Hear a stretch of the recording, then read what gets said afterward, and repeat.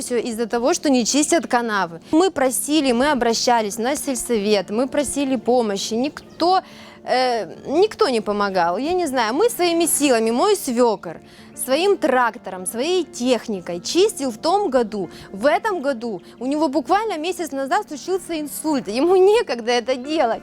Фух, извините, пожалуйста, это просто невозможно вынести. Чистить-то одно, надо, чтобы был здесь уклон соблюден, правильно? Чтобы вода стекала и не скапливалась. А это все нарушено, понимаете, этого ничего нет. И потом, вот эта канава, вот она вот под 90 градусов, она уходит вот туда. Под мостом труба. Труба забита, естественно. Сколько лет ее не чистили, ну 35 это точно не чистилось. Это ж надо тоже чистить.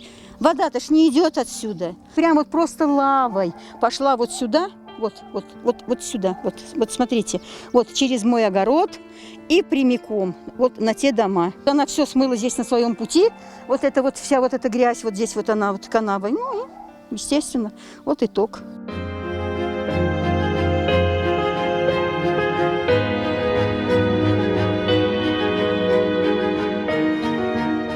Ужасный поток воды.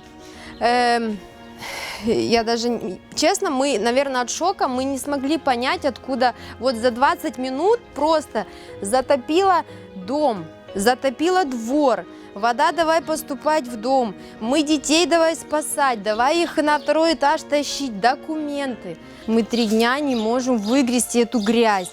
Уже и эмоциональное напряжение, и физическая усталость. И морально это очень трудно перенести. У нас сломалось 4 холодильника, чуть не утопли машины. Мы живем за счет хозяйства, за счет теплиц, половина всего затоплена.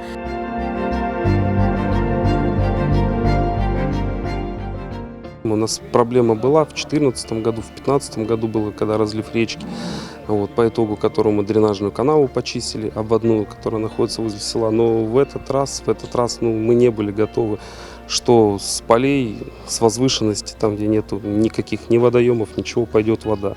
Сразу незамедлительно, когда это случилось, приняли меры по откачке воды.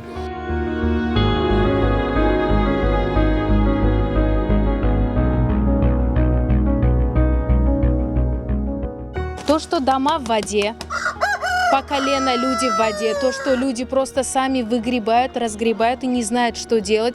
Дети плачут, кричат «помогите, спасите». Это никого не волнует.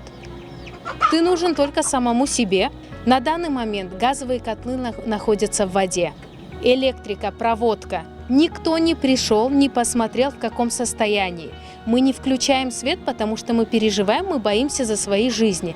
Но все равно на свой страх и риск мы включаем эти насосы. Вот такой уровень был. Это мы уже отмывали, все как могли. Вот, видите, обои полетели.